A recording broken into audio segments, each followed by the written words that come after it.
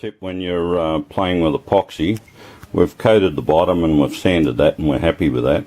Now we're going to do the top and the edges again. I always put masking tape down because any dribbles that come around, they'll settle on the masking tape. You just run a sander or a file along. When it starts to cut into the masking tape, you know you've cut through the epoxy edge, and then you can peel it off. Once it's peeled off, you can then clean it up easily. I'll show you later once we get there. Another little tip when you're epoxying, have some plastic containers the same size and prop it up off the workbench, because if you epoxy on this and it runs around and it's sitting on the workbench, you'll have it stuck to your cardboard or directly to your bench. Never epoxy unless you got it suspended like this. Here I am, I'm coating the teak seat for my yacht. It got knocked around a bit, so I'm redoing it. I didn't take all the epoxy off, all the boat coat off. I just took it back until I had a nice even surface. It was wore through in some places near the edges, but that's our first coat on. Now what I do, I use the non-yellowing hardener, and I mix 10% metho in with it, so it's going on more like a varnish coat. You'll find you'll have to put more coats on, but it still comes up, so instead of 3 coats, I'll put 5 or 6 coats, especially around the edges on the radius and that. You'll see there's some fine air bubbles in there. Another little tip, when I'm epoxying, I try and have standby jobs.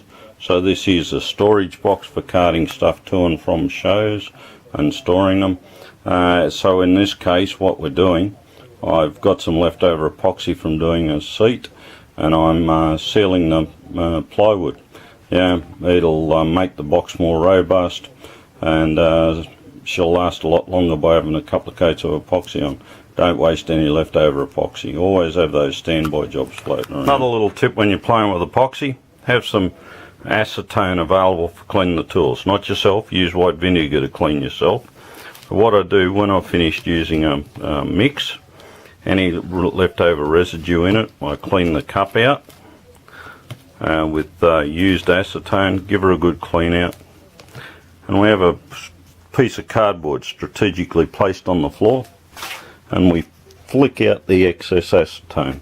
So it's not there because we're lazy buggers, it's just a good way of getting the acetone out when you've got used material. And then once we give her a clean, we then put some clean acetone, so we'll pour that back in the dirty one, and then we get out some clean acetone, put him in our cup, give it a good clean. Same with your brush. Brushes will last you all day if you use this technique. You know, if you're doing a whole heap of coating like we're doing on this fella, in between coats, just clean it up, and that's why it's good to have a job that you can use your leftover epoxy on, so you can clean your cup up, and then you pour it into your dirty container from there. Give your brush another flick out. Never leave the brushes sit in the acetone, because what will happen, the acetone will come up into your glue line, and you'll end up with a sticky mess with hairs all over it. Always let them dry out, never leave them sit in there, and always sit them vertical so the acetone's running out of the glue line. So another little trick to save you some effort and time and money. Here we are, I'm cleaning this fella up now. You'll see all the dags on the bottom, right, from doing the epoxy work. So what I'll do, I've got a bastard file, and you'll see along here where I've already cleaned back the edge. As soon as you start to cut through the tape, then you can leave it and move on, and you'll pick up the rest by sanding. So I'll go right around this with the file and clean up all those dags, and then she'll come up beautiful. When I sanded back, I cut through in a couple of places along the edge here. So, and you'll see the colour change, but don't ignore it. You really got to have a good coating of epoxy or the boat coat on there, because if you haven't, what'll happen, even when you put the aqua coat over it, because the aqua coats and any polyurethane for that matter is only about 85 to 88% waterproof. Eventually moisture will get through, and what will happen, you'll see those spots go light yellowy colour after a while, because the moisture will get through it. You've got to have a really good layer of epoxy on there, and a high solids epoxy, none of those solvent based things, to ensure that it's waterproof. So when I'd pretty well cut through in those places, I taped up along the edge here, and I've put some more boat coat on overnight, let it cure, and we'll sand this off. Now I'm just going to use the random orbital to come up the edge. Never use sanders to on your radius. You'll cut through it every time. You just cannot control it. So I'm going to hand sand the radius areas, then I'll rough sand until the tape comes off, and then I'll go down from there. That way we're ready to aqua coat once we get that. Okay, I've hand sanded right around the edge with 80 and 120 grit, and I've taken all the gloss off. And hand sanded, don't use the sander where there's radius. Always hand sand. So 80, 120. So I got the majority of the gloss with the 80, and once size down to small specks or starting to discolour, I went to the 120. Now I'm going to move to 180 and 240 to finish it off, and then we'll be ready to aqua coat. But before we aqua coat, we'll wash it, because I'm sweating, and any sweat that goes on the surface can be enough contamination, the oil out of your skin, to stop the aqua coat sticking. So let's finish sanding, and next step, some aqua coat. Next major step, we wash down with soapy water, preferably hot water, and a scour pad. Just a bit of liquid detergent.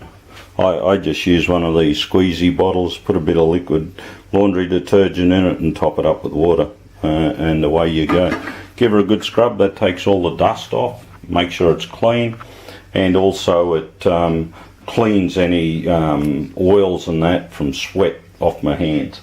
We're all human. We've all got a bad habit of wiping our hands over the finished job to see if we've got it all sanded. That's enough to stop water-based paint sticking, and it also affects the solvent-based stuff as well.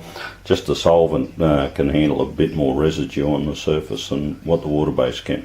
So important to scrub down, make sure it's clean before you start aqua coating. Next step, we'll throw some aqua coat on. Okay, I've just put a second coat of aqua coat on. See how it's gone all milky? I put it on too soon. All the moisture hadn't come out of the layer underneath. That's alright, we'll leave it sit for a while and the moisture will come out and it'll come clear. We'll take another video a bit later on. There you go, there's our seat again, about an hour after I'd put the coat on. See all the milkiness had come out of it. So if ever you're coating and it comes up a bit milky, just leave it sit for a while, and before you put your next coat, and the milkiness will come out of it. I'm only going to do 2 coats because this is the bottom, so it's only to protect it, not to look. Okay, I've just finished doing this first coat on the top. See how it's nice and glossy? It'll go quite dull when it's dry, but the good part is we take our brush, give him a wash out in water, and it's clean and ready to go for next time. Just give it a shake out. Leave it there because I like it nice and wet. And the other thing we do, our plastic container, we cover it.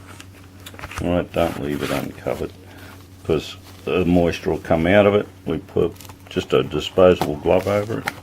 It keeps it all nice and fresh. Ready to rock and roll.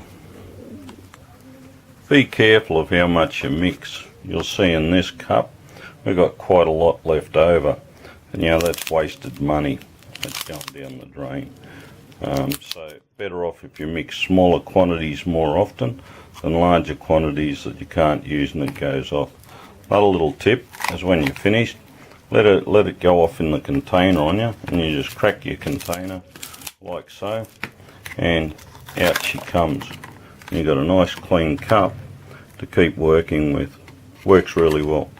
Also, if you're measuring doing small quantities, like I'm about to mix up 10 and 15 mil, use these little fellas there, 60 mil, and it's another way of controlling your mix and still being fairly accurate.